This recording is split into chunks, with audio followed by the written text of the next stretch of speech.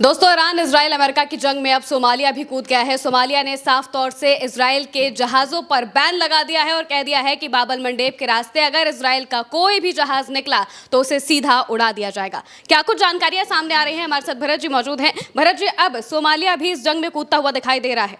Iran के मित्र देशों की संख्या लगातार बढ़ती जा रही है, एक के बाद एक, और इस कड़ी में अब सोमालिया जुड़ गया है। सोमालिया ने खुलकर ये कह दिया है कि इजराइल के जहाज़ अगर बाब अल मंडेब को पार करते हैं तो हमारी गोली होगी और सामने होगा जहाज़, उड़ा देंगे, धुआं धुआं कर देंगे, मार देंगे, फूंक देंगे। अब इस युद्ध में एक और देश कूद गया है, सोमालिया। अब सोमालिया बहुत इम्पोर्टेंट देश है बाब अल मंडेब के लिहाज से, क्योंकि आप जब नक्शे में देखते हैं तो पाते हैं कि ये सोमालिया है, ये जो पीले रंग का ये देश है, ये सोमालिया है। और सोमालिया कितना दूर है ईरान से, वो भी हम आपको दिखलाते हैं। देखिए, ये सोमालिया है, ये बाब अल मंडेब का इलाका है, और ये लाल सागर है। ये जो आप देख रहे हैं ये लाल सागर है, सऊदी अरेबिया के किनारे किनारे। और इसी लाल सागर से होकर के इजराइल में जाकर के इस लाल सागर को मिलाया गया है। ये लाल सागर यहाँ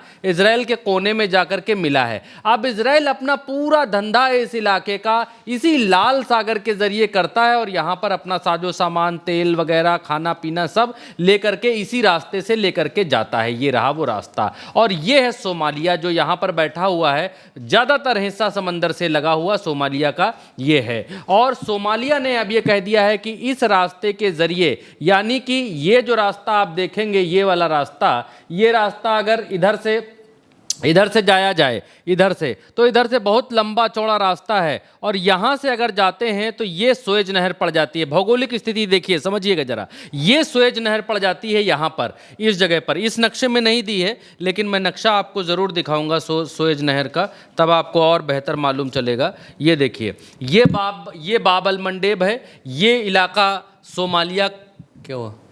थोड़ा सर है नहीं, हो गया, ठीक हो गया। क्या कट मगर मारे हो क्या? नहीं, कट नहीं मारे थे, वो थोड़ा सा ब्लर हो गया था। तो और हमको काहे रोक दिए? ब्लर ठीक कर लेते तुम। टाइम ले रहा था 10। तो कहाँ से बताएं? यही जैसे आपने ओपन किया था इसको, दोबारा कर लें क्या? तो कट कर लेना फिर। यहाँ कैमरा ब्लैक कर दो थोड़ा। हाँ, आप करो, चलो हो गया। हाँ सर, कि पीछे से लें, उससे उस वाले वो वाला आ गया था। वो लगा थे, तो उसको थोड़ा सा पीछे ले लीजिएगा। इस जब मैप को दिखाएंगे, जब कहते हैं कि इसमें नहीं शो कर रहा है, उसमें दिखा स्वेज नहर वाला। चलिए,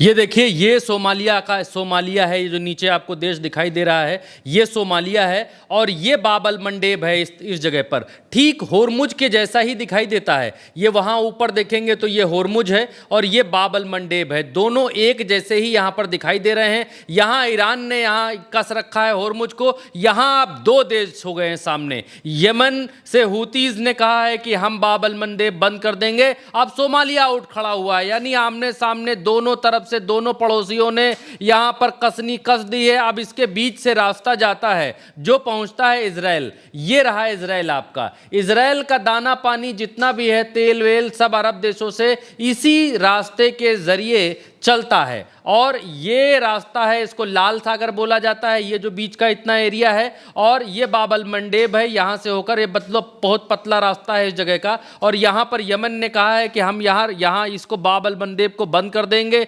इजराइल के जो जहाज़ है वो नहीं जा पाएंगे। और अब सोमालिया उठ खड़ा हुआ है ईरान के पक्ष में। सोमालिया ने कहा है कि हम बंद कर देंगे नहीं, हम प्रतिबंध लगाते हैं ईरान के जहाज़ों के ऊपर। यहाँ इजराइल के जहाज़ों पर प्रतिबंध लगाते हैं, यहाँ से नहीं गुजरने पाएंगे। ईरान का ज़्यादातर व्यापार यहाँ से चलता है। ये सुएज नहर है, और ये भूमध्य सागर में उस तरफ जाकर मिल जाती है। इस नक्शे में ये नहर दिखाई नहीं देगी, इसलिए हम गूगल अर्थ का उपयोग करेंगे। यहाँ पर आप देखिए, ये सोमालिया का इलाका है पूरा, ये सोमालिया है। और सोमालिया से ये आगे लाल सागर हो जाता है। ये बाब अल मंडेब है यहाँ से, और ये लाल सागर जब आगे बढ़ते हैं तो ये इजराइल में जाकर यहाँ मिल जाता है। ये देखिए, इजराइल के नक्शे में यहाँ छू गया, इस जगह पर। यहाँ से ये अपना साजो सामान लेकर के जाते हैं ये लोग।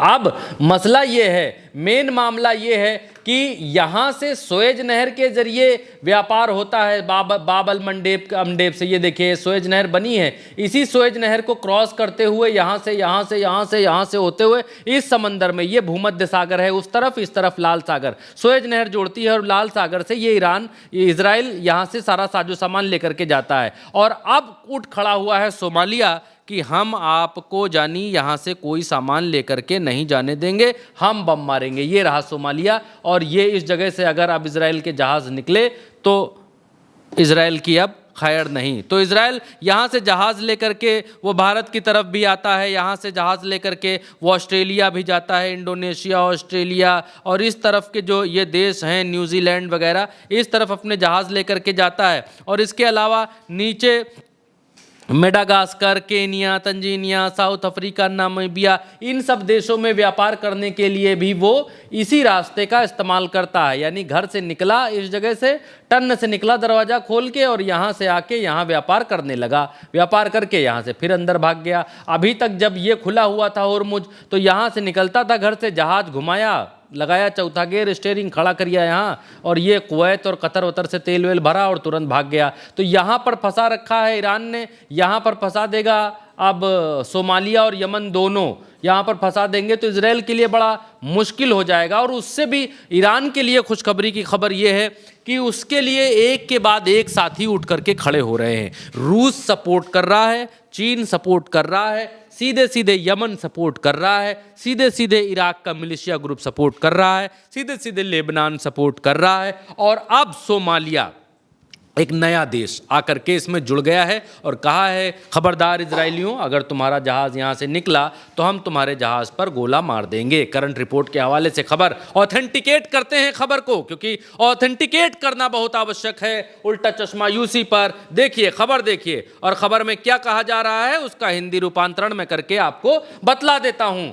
ऑथेंटिकेशन बहुत आवश्यक, फिर से कहता हूं, उल्टा चश्मा यूसी पर जो भी आप देख रहे हैं वो सच है, सच की कसौटी पर 100 गुना खरा है, इसलिए हम आपको ऑथेंटिकेट करके बताते हैं। करंट रिपोर्ट ने छापा है कि सोमालिया ने एक महत्वपूर्ण वैश्विक शिपिंग मार्ग बाब अल मंडेब से गुजरने वाले इजराइल के से जुड़े जहाज़ों पर प्रतिबंध लगा दिया है। ये राष्ट्रपति हैं सोमालिया के, इनका जो नाम है हसन शेख महमूद इनका नाम है, और इन्होंने प्रतिबंध लगा दिया है। ऐसा नहीं है कि लगेगा या होगा या भविष्यकाल में कुछ होगा, नहीं, लगा दिया है। डिफेंस जनरल के हवाले से खबर है कि सोमालिया ने अनाउंस किया है कि इजराइल से जुड़े हुए शिपों को पास नहीं करने दिया जाएगा बाब अल मंडेब, और यहाँ पर प्रतिबंध लगा दिया है। ये देखिए आप, ये होर्मुज दिखा रहे हैं, ये भी बाब अल मंडेब, ये भी प्रतिबंध लगा दिया है। इससे आगे खबर में बढ़ेंगे।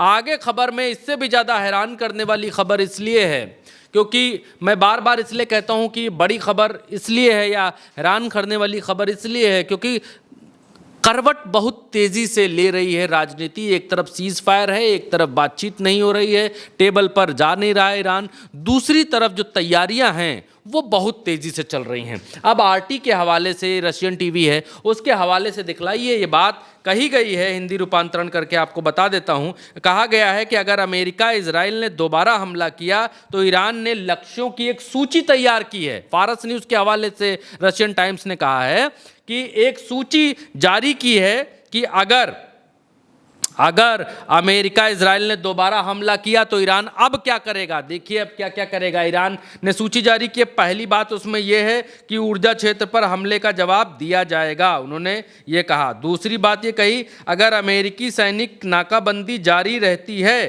तो होर्मुज में बारूदी सुरंगें और बिछाई जा सकती हैं और बाब अल मंडेब को बंद किया जाएगा। और आगे है, ईरान पर ज़मीनी हमले से स्थानीय आबादी और प्रतिरोध की धुरी के जरिए अमेरिकी ठिकानों पर हमले शुरू हो सकते हैं। प्रतिरोध मतलब अभी जो मैं आपको बता रहा था, इराक में मिलिशिया ग्रुप और इनके अलग अलग हूती है, हिजबुल्ला है, तो ये जो इनको प्रतिरोध ग्रुप बोलते हैं, तो ये इनके ऊपर हमले शुरू कर सकते हैं। ये कह रहे हैं कि हम क्या करेंगे, व्हाट द नेक्स्ट, अब हमारा प्लान क्या है। देखिए ये बड़ी खबर है कि सोमालिया आकर के जुड़ गया है इसमें। अब एक और बड़ी खबर निकली, आज के दिन की बड़ी खबर, और आज तक पहुंचानी आवश्यक भी है, ज़रूरी भी है।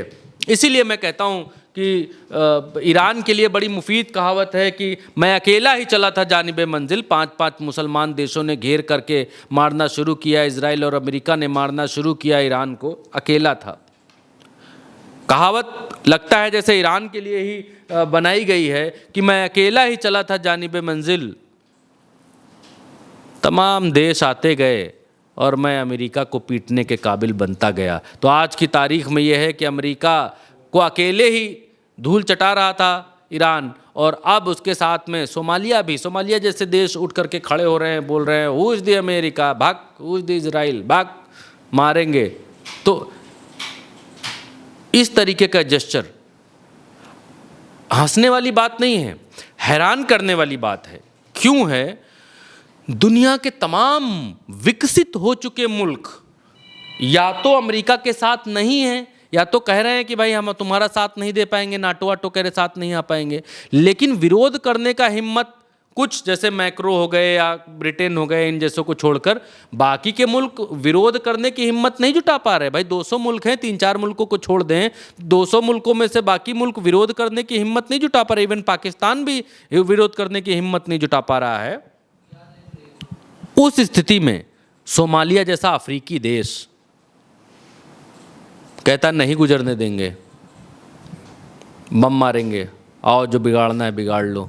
और जबकि उसके आसपास के इलाकों में जो ये इलाका आपको दिखलाई दे रहा है, ये सोमालिया से जुड़ा हुआ ये इलाका हिंद महासागर से नीचे, क्योंकि अरब सागर यहाँ आके ख़त्म हो जाता है, इसके नीचे का जो ये इलाका है ये हिंद महासागर से लगभग जुड़ा हुआ इलाका यहाँ पर दिखलाई देता है। और यहीं पर अमेरिकी फ्लीट्स लगी हुई हैं, यहीं पर अमेरिका के 11 बेड़े लगे हुए हैं, और ईरान की नाकाबंदी यहाँ से कर रहे हैं, इस जगह से कर रहे हैं, और यहाँ पर सोमालिया तन करके खड़ा हुआ है। तो ये छोटी बात नहीं। हाँ, मैं बतला रहा था कि एक और बड़ी खबर आई, और वो बड़ी खबर ये है, कहावत पूरी कर लूँ तो बताता हूँ। कहावत ये थी कि मैं अकेला ही चला था जानिब मंजिल, लोग आते गए, कारवा बनता गया, जिसको मैंने थोड़ा परिवर्तित कर दिया। खैर, ये जुल्फागरई हैं, ये प्रवक्ता हैं IRGC के, और ये यहाँ पर लिखते हैं कि डिप्टी पार्लियामेंट स्पीकर जो हैं उन्होंने कहा है कि तेहरान ने पहला रेवेन्यू इकट्ठा किया है स्टेट ऑफ होर्मुज के ऊपर टोल लगा करके।